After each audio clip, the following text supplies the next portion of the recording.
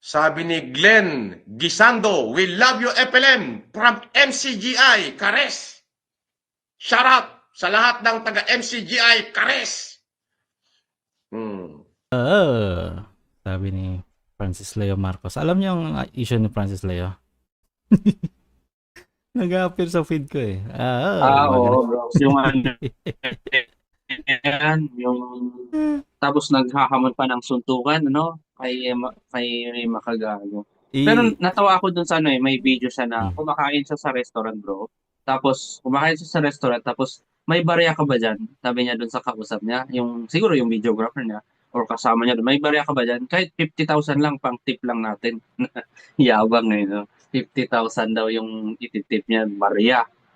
Pero ano yan? Ano tingin mo Si na ko? Marcos lang. Kasi ang nakita ko siya, he's living a lie.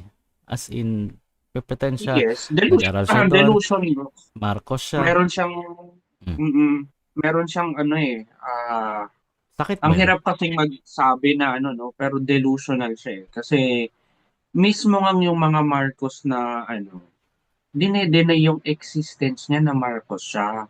Eh ang tawag niya kasi sa sarili niya is meron siyang royal bloodline ano or royal family daw siya dahil kay Mangusin man siya o Marcos man siya, yun daw ay nakuha niya sa kanyang royal bloodline. Ika ang royal bloodline lang sa Pilipinas, if you would have to trace it historically, ay yung mga nasa Mindanao, yung mga binukot, yung mga natitirang mga binukot pa sa kasalukuyan. Yun lang ang royal blood. Hindi naman royal blood ang Marcos eh. Dictator blood, pwede pa. Pero royal, hindi. Kasi ang royal lang sa Pilipinas, yung mga natitira pang mga prinsesa o yung mga binukot na matanda na ngayon. And yun ang tunay na royal blood. Kasi meron silang succession doon sa kanilang mga historically ay mga datu o mga raha talaga. Yun ang royal. Eh ikaw parang royal true orange lang eh. Iyan kasi madali lang naman kasing magsabi bro na ako'y galing sa ganito, Marcos ako, ganyan. Pero wala. Ang masakit pa nga dyan kung saan niya nakukuha yung pera niya na you know, he flaunts on the social media. Baka inutang niya lang din yan. Hindi lang nagsasalita yung inutangan niya. Ganun. Di ba? Meron siyang mga Rolex na relo. Tapos merong mga evidence na hindi daw totoo. 25K lang daw ang bili sa ganong fake na Rolex. Pero ang kiniklaim niya is 40 million yung ganong relo. So parang nagpapaingay lang siya sa social media para kumita sa views. Kasi kung gantong sobrang yaman mo, trilyonary daw to eh. Why bother na kumita ka sa YouTube? Hindi mo na kailangan. Gasino na lang yan, di ba? So mukhang, at saka pinapatulan niya yung Makagago na influencer. Mayaman ka na eh. So parang fake lahat ng itong buhay niya, no? Parang may sakit yata. Yes, talagang may sakit. I don't know. Kasi si Makagago, nag-subscribe ako dyan at parang pa lang ako 22. Siya medyo bata-bata pa sa social media yan. Ang ginagawa ni Makagago talaga, imang inis ng ibang social media influencer. Ang una niyang ininis talaga dati yung Donna Bartolome, doon siya kumikita. Iyon ang kanyang, doon siya kumikita ng pera. Kung ikaw si Francis Leo Marcos na maraming pera, and someone is taunting you, isang maliit na social media influencer, I doubt na papatulan mo yan. Ang sasabihin mo na lang, uy, naliligo ako sa pera. Bakit kita papatulan? Sino ka ba? Parang ganun, no? Parang Daniel Rason lang, naninino ba?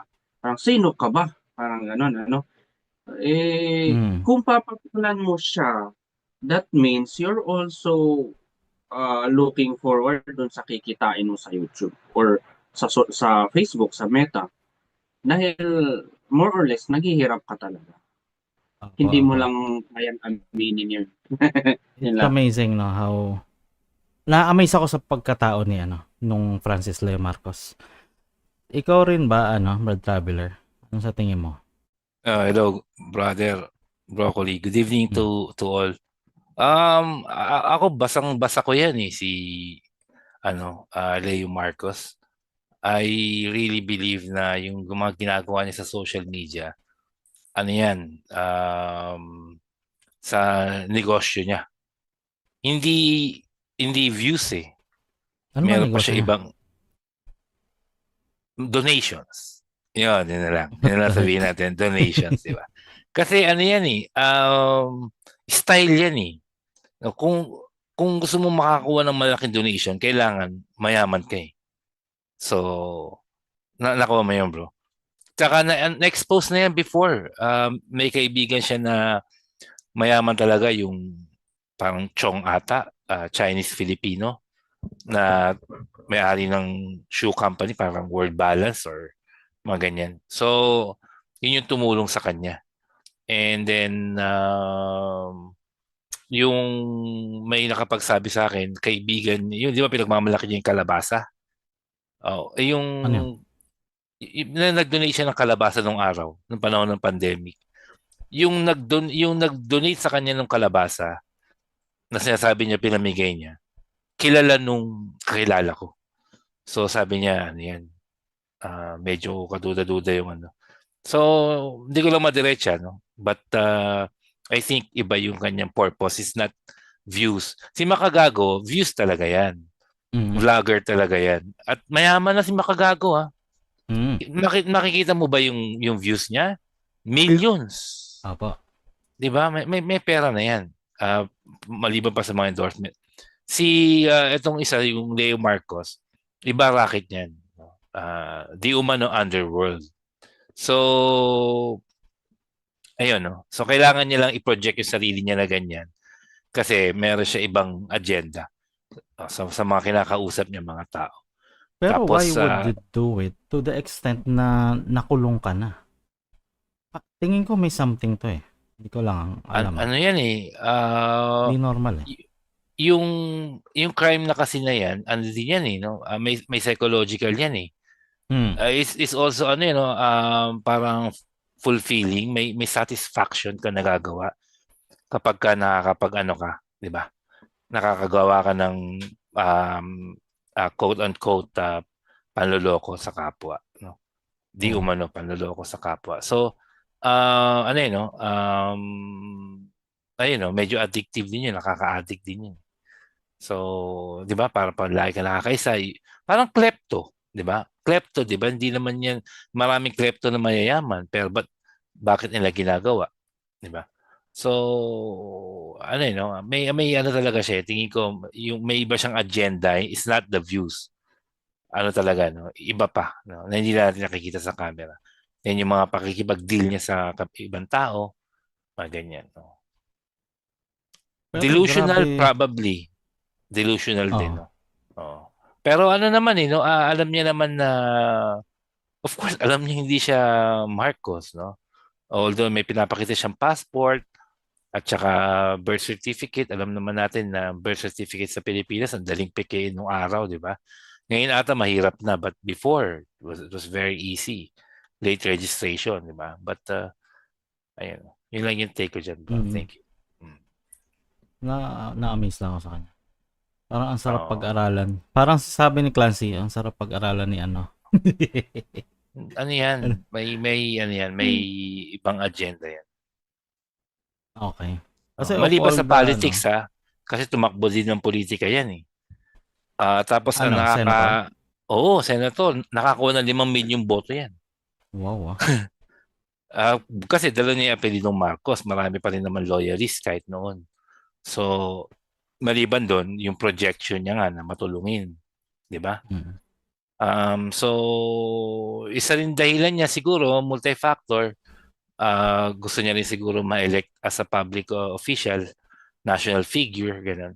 Pero, buti na lang, di nanalo. Imagine mo kung nanalo yan. Tapos, minsan nga may napapanood ako sa Reels, di ba? Na parang may nakuha siyang ano ngayon, Doctor of Philosophy. Doktora ng philosophy sa isang UK university. na pinadala sa kanya through mail. So, so Fake din. naniniwala ka ba doon? Ikaw ba naniniwala ka, bro? Tinawag daw hindi daw, wala daw ganong record Oh, kaya nga eh. Tsaka kahit pa, Doctor of Philosophy ka sa UK, like example, Cambridge, ganyan, mga ganyan eskwelahan. Come on, di ba? So, ayun. Pero yung ginagaya niya, di ba, may mga ganong claim din. Di ba? Na nakapagtapos sa ganito, sa ganyan. Di ba? Ang dami rin kasing fake stories sa mga Marcoses. Eh. Di ba? Yung mga award, medal award ng gera, hindi naman totoo. According to sa balita na panood ko. Tapos, na yung edited the picture nung araw pa yan eh. So, tapos yung presidente natin ngayon, di ba? Meron din sa kanyang issue na hindi naman talaga siya nakapagtapos sa Oxford ba? Oxford. Ay, no. Basta, prestigious school in UK.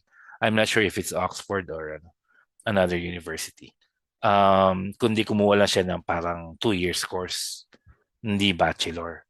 So maraming, may mga ganun eh. No? So siguro ina-idolize niya yung ganung klaseng naging estilo ng mga Marcoses.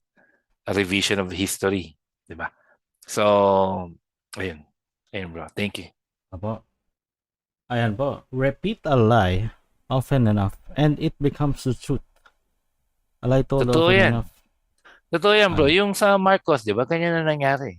Totoo na siya. So, wala na.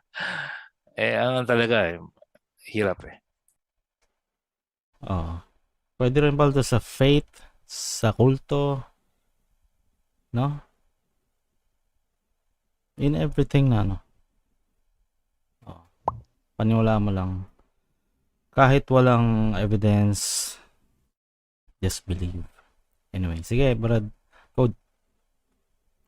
Ayan, na-mention mo, Brooks, yung tungkol sa tungkol sa church and culto, Oo, halimbawa, sabihin mong sugo ka, di ba? Sa kakasabi mo na sugo ako, ayan, sugo ka na nga. Kaya yung mga tao naniniwalang, sugo yan, sugong tagabasa, parang dukhang pantas, kung ano-ano. And it works. Maraming naniniwala sa kanya. So fake, yung sabi ko nga, fake it till you make it. So ganyan siguro yan. Hindi natin alam exactly ano yung purpose niya, what is he doing, saan nanggagaling yung kanyang kayamanan or yung kung saan man yung kayamanan niya. But for me, lang yan kumbaga payaso. And it's up to you if you want to laugh at his jokes or not. Kasi irrelevant naman to, bros. Kung tutuusin na parang irrelevant person trying to be relevant. Ganun lang, bros. Oo nga eh. Bihira.